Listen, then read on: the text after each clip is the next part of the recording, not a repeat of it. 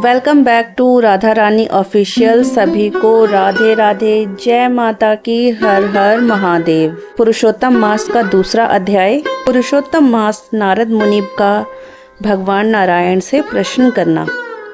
सूत जी बोले, हे ऋषियों, पुरुषोत्तम मास में शुकदेव जी द्वारा परीक्षित के सन्मुख भागवत की परम सुंदर मोक्ष देने वाली कथा को सुनकर यहाँ आया हूँ।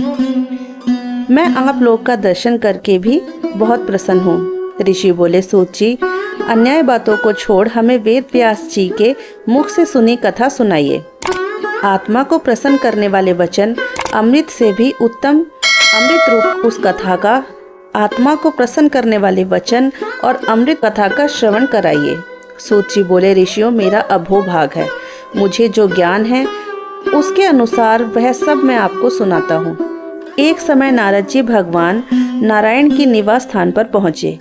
भगवान की सेवा में वहाँ अनेक सिद्ध देवता और तपस्वियों का समूह था।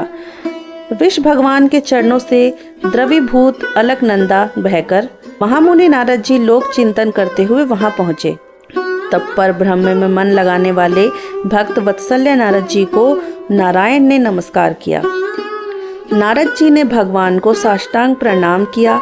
स्तुति करते हुए कहा, हे देवादिदेव, संसार के स्वामी, दया सिंधु, सत्य के रूप, सत्य से उत्पन्न हो, मैं आपकी शरण में आया हूँ। आपका तप संसार को शिक्षा देना तथा मर्यादा को रखना है, नहीं तो कलयुग में विशेष पापों के बढ़ने से पृथ्वी रसातल को चली जाती है, किंतु पुण्यात्माओं के पुण्य कर्मों से फिर से तरने लग जाती है। सतयुग की भांति एक पापी के पापों से कलयुग में सबको पाप नहीं लगता, केवल पाप करने वाले को पाप लगता है। आपके तप में स्थित रहने वाला पाप पुण्य से लिप्त नहीं होता। हे भगवान, सब प्राणियों को हृदय विषयों में आसक्त है।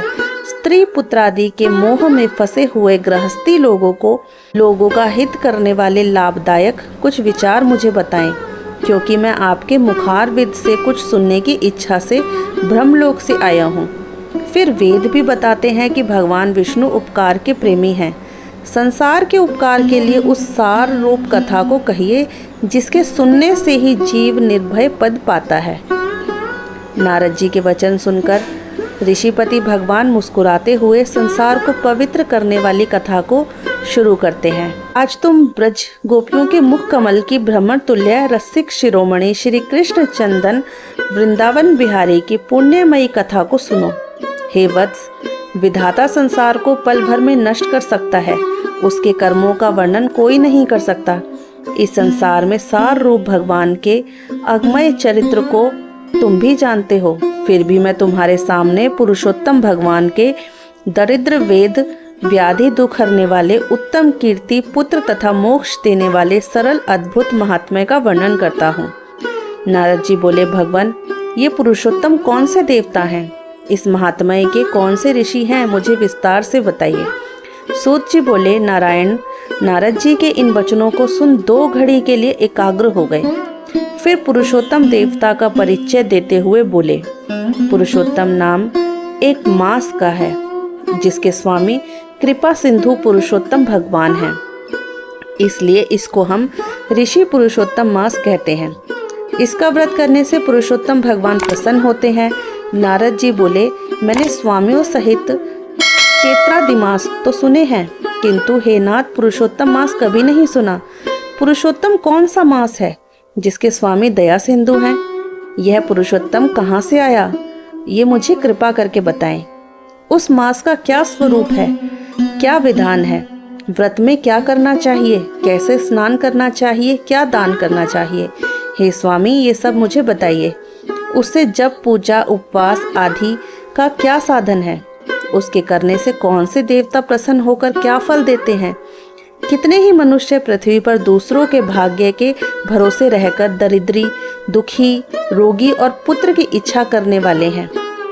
जड़, गुंगे, घमंडी, मूर्ख, कुचाली, नास्तिक, नीच, अति वृद्ध, निराश, प्रतिज्ञाहीन, क्षीण पराक्रमी, कुरूप रोगी, कुष्ठी आदि, अंगहीन, अंधे आदि तथा कोई इष्ट मित्र, स्त्री, पुत्र से दुखी, माता पिता से हीन, दुखों से सूखे हुए निर्बल और मनवांछित वस्तु से हीन।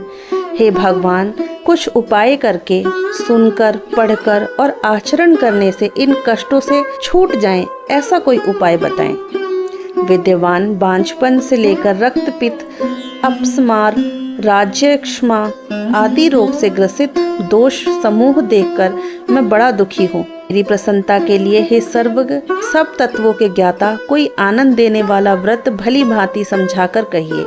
सूत जी बोले, नारद जी के संसार के हित करने वाले प्रश्न को सुनकर नारायण ने चंद्रमा के समान शांति देने वाले मधुर शब्दों में जो कहा, उनको मैं सुनाता हूँ।